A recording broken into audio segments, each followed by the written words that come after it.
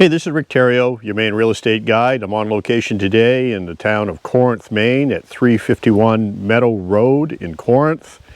And I've got a very interesting property coming to market. We're going to go over today. I'm going to spend some time here. We're going to show you everything. We're going to show you some of the land. We're going to show you the building, the good, the bad, and the ugly. We're going to cover it all. But here's the highlights. It's at the end of a private gravel road, 1.5 miles back. We're at the very end of the road. So if you want end of the road privacy, this has it. The road's in reasonably good shape. There's no road owners association, so you know it's solid. But there are places that could use a little gravel, but no one wants to seem to be the guy to throw some gravel in the hole. So if you want the road improved, well, with no road owners association, kind of the onus is on you to fix the road to your liking. That you have the right to do it, because you got a 50-foot right of way all the way in from the Tate Road in Corinth along the Meadow Road, which is 1.5 miles long to this point here. The property is 10.5 surveyed acres. At the end of the road, it's got a very rustic camp of about 824 plus or minus square feet of interesting construction. We'll talk a little bit more about that in a bit. And it's got about 1,000 feet of frontage on Bear Brook. And it's pretty nicely wooded. It's a mixed wood forest. I see birches and popple and fir and cedar and some maple, all from this location where I'm standing right now. The popples are merchantable stem size. You could have a harvest if you wanted to of the popple wood that's currently here. But enough of the highlights. So this property is coming to market at $60,000 for 10.5 surveyed acres, 1,000 feet on Bear Brook, an off-grid cabin with a small solar system, and dug well, and more. So we'll stay tuned for the rest of the video. So the property has a nice gated entrance for privacy, and the road is in very good condition. It's nice gravel. It was built pretty well. You could trim it back. It's a little overgrown in places, but overall it's a decent access road. This is a very interesting property. It'd be a great recreational property, a hunting cabin, or potentially an off-grid home site. You may want to do some things a little bit different than what are currently here, but we'll talk about that in a bit. You know, the interesting thing being in the real estate business, you get an opportunity to see all kinds of interesting properties. Some are pretty amazing, you know, and it kind of brings me to mind of some of the more famous architectural wonders that you see around the world, you know, that were built and have lasted for, if not thousands of years, hundreds of years. You know, the Sistine Chapel, London Bridge, the pyramids in Egypt. You know, those structures were built, you know, hundreds and thousands of years ago and were built to last. Well, the property the cabin that's here isn't one of those. It's been here since 2006. The people that built it probably didn't have very much in the way of construction skills. It hasn't fallen on anyone's head yet, but it needs some work. So it's been here for 16 years, and some of it's in pretty rough shape. But we'll talk all about it. So again, I'm going to show you the good, the bad, and the ugly. So what you see before you is a very interesting construction. Got a 2-story wood frame building. And as I understand the history of this, the two people that built it lived here year-round inside of here. There is a dug well. Currently the water pump in the well does not function. That will need to be fixed. But there is a dug well. There is a privy out here. Got to cut some bushes here. It's overgrown. That's what happens with nature, especially in Maine. When you have an opening and you're not here to keep the bushes cut back, it doesn't take long to get overgrown. But you can cut this stuff back and open up this this area below, this kind of slopes down. It's hard to see in the camera, but it drops down about maybe 15 or 20 feet in elevation and kind of plateaus out down below. Bear Brook is at the very end of the screenshot. You could have a nice meadow down there, probably a place to have a garden or some raised beds. At least, you know, if I whack this stuff back and chip these trees and whatnot, I might plant this in wildflowers and then just mow it a couple of times a year or something, just to keep it open and have a better view. But here's the privy, and that's in reasonably good shape as I understand it. So it looks to me, after being inside the building and outside a fair amount, that a lot of it was built of repurposed materials. Be my guess, a fair amount of it. Some of it was brand new, but a lot of it's repurposed. I see like the trim boards way up top below the solar panels that you see up there are only like 4 feet long. You know, I'm not sure where they came from, but they came from someplace else. That's not one long board. That's 1, 2, 3, 4, 5 small sections of trim. We're in Maine. We get a fair amount of snow, and having a flat roof, probably not the wisest thing to do. And that's what they did. They built this with a flat roof. This section here in the back was added on after the main structure, but it's in the worst shape, and it has the flattest roof. You can see a fair amount of rot here. In my opinion, this section here needs to be completely demoed and taken right off. It's every time it rains inside the cabin. That's a bedroom, first floor bedroom in there, but she's pretty rough. Over here is a paper wasp nest, and it is very active, and so that is your keeps people from breaking in, I guess, or that could be a piñata and be very exciting. But that's got the black bald-faced wasps in it. They are very very unfriendly, so we'll give them a wide berth.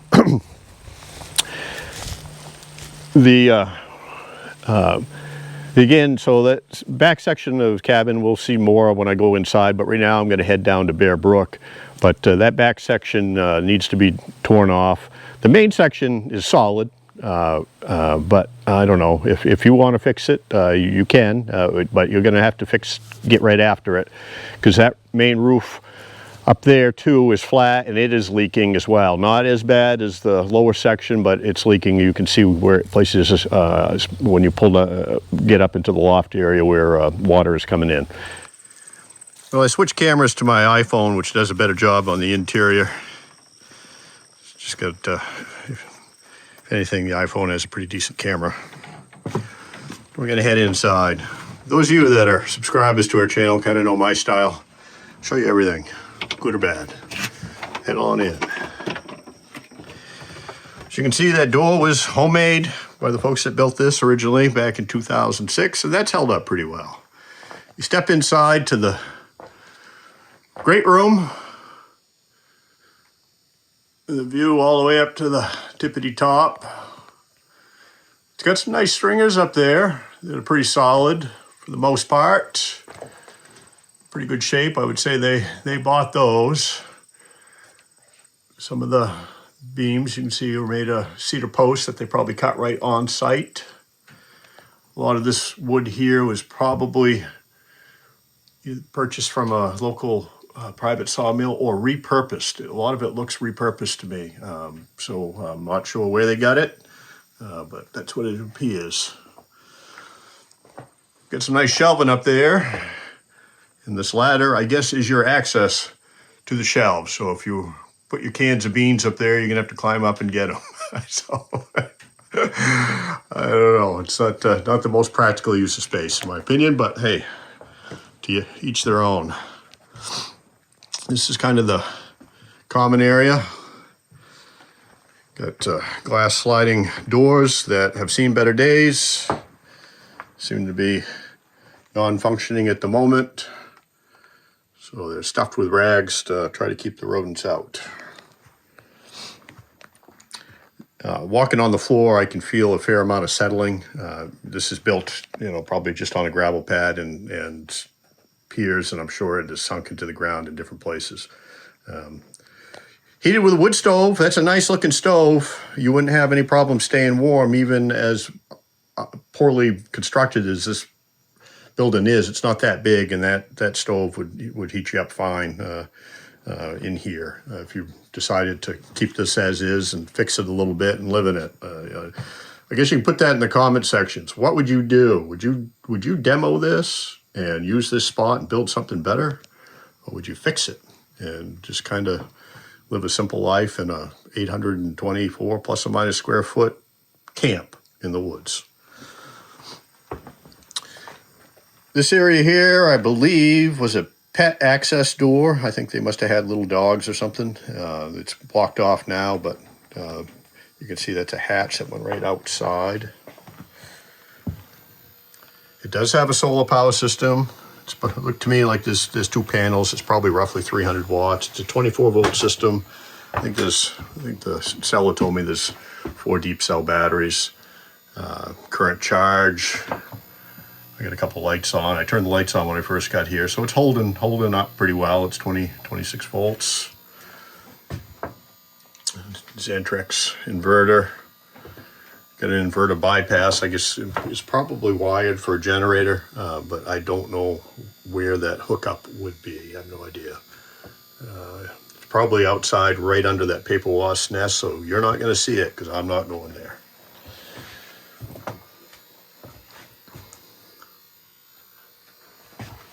So I guess this would have been your shower area.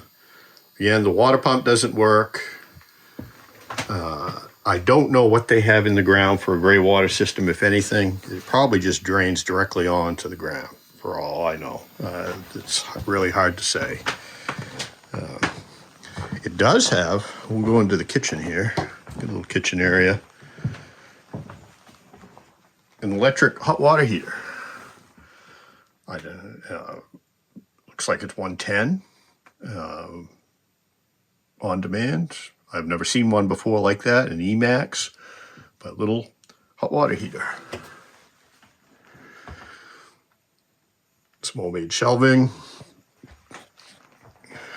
tiny little refrigerator, gas stove to cook on, and little pantry area. I don't know if the camera will pick it up, but you can kind of see those dark spots on the wall. That's water coming down from the roof up above.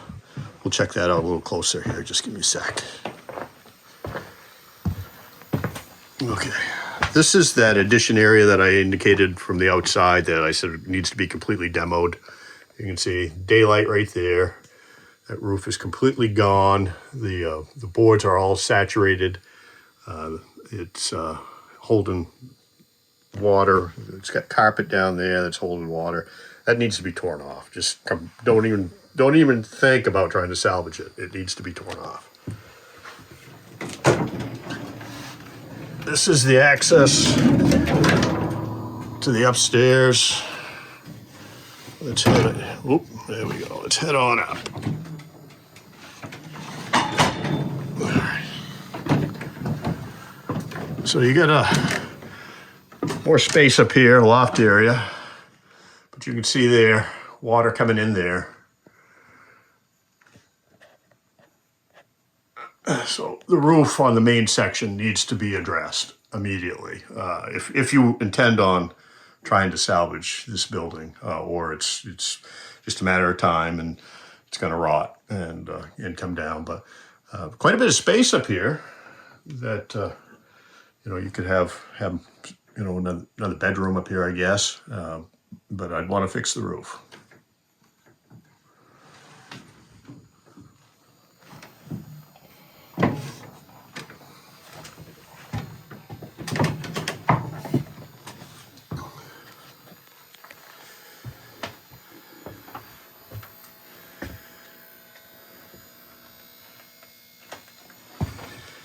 Another walk around.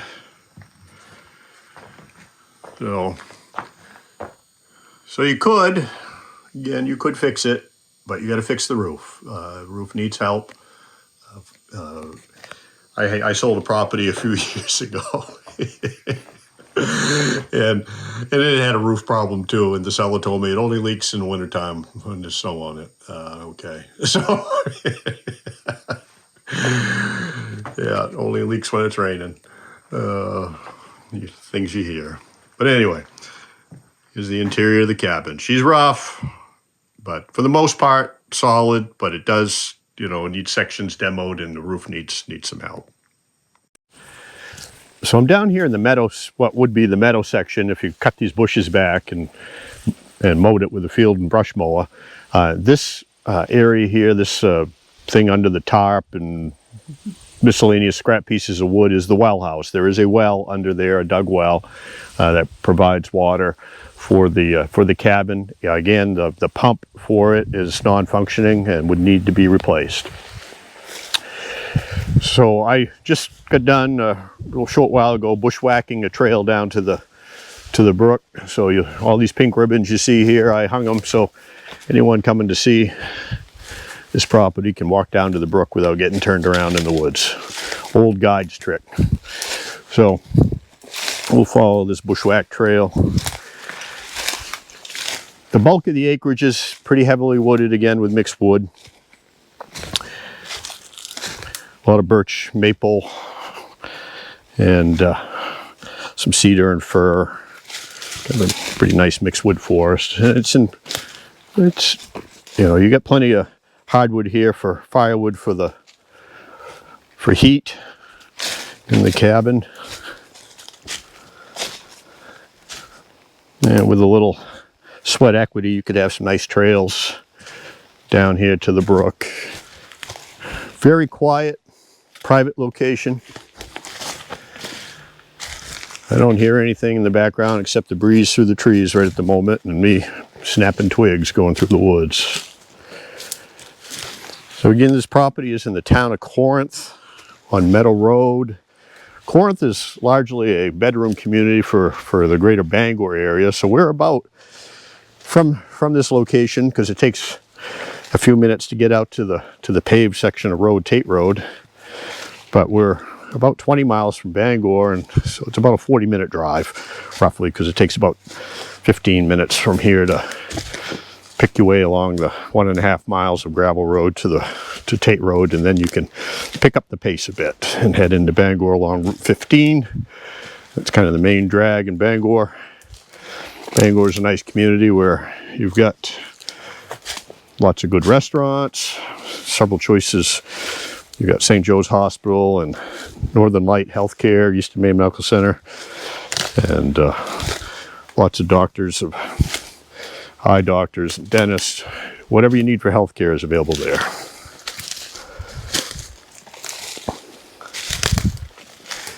So we're kind of paralleling Bear Brook here. There's about 1,000 feet of frontage along the stream. It holds water pretty much year round. This is the end of summer, driest period of time in Maine. So the brook's low, but it's not dry.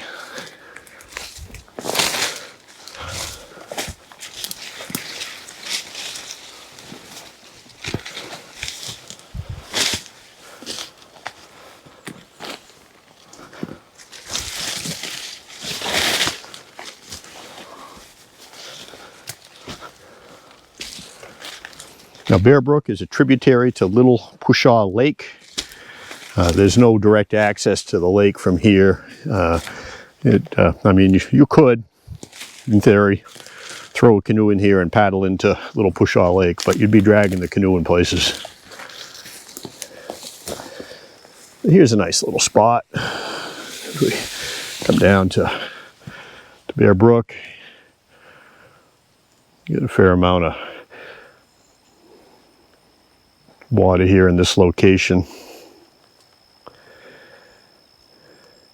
There's a lot of signs of beaver here along this section of stream, and I imagine here as fall approaches, if there's any beavers living here, they may repair that dam that's down in front of you there and and start to hold back a little bit of water. But you can see that they've been here over the years quite a bit. Here's some of their handiwork, as well as over there. They've kind of made a little wildlife clearing right here along the shoreline, because they dropped all the big trees and opened up this area to let the sun in. So again, another view of Bear Brook. So if you're looking for a private location, end of the road privacy, with an off-grid lot that has pretty decent solar exposure, you know, you could cut a few more trees and do even better here, with a camp that you could fix. But if it were me, I'd tear it down and build something, you know, a little more appropriate on location. It's a beautiful little spot, and yet does need some sweat equity to clean her up. If you took that cabin down and you cut some of these bushes back that have encroached on it, because no one's cut the bushes back for several years, and then took that cabin out of there, that'd be a nice spot for a nice camp, or even a off-grid home. For that matter, you could, if you had, depending on how deep your pockets are, you could run utility power here. The utility lines are 3/10 of a mile from here, because they follow Meadow Road, and they end about 3/10 of a mile from this location. So you could tie into utility power. You'd have to, you know, pay for that, add some, you know, add the lines, but they could do it, or be off grid and not have a utility bill. I'd probably opt for that myself. But this is a decent location, 10.5 acres, 1,000 feet of frontage on a brook. It's got a dug well, all for $60,000. So give Rick Theriault, your Maine real estate guy, to call at area code 207-731-9902. Let's come out here and let's talk about what you do with the property. Looking forward to your call. Talk to you soon.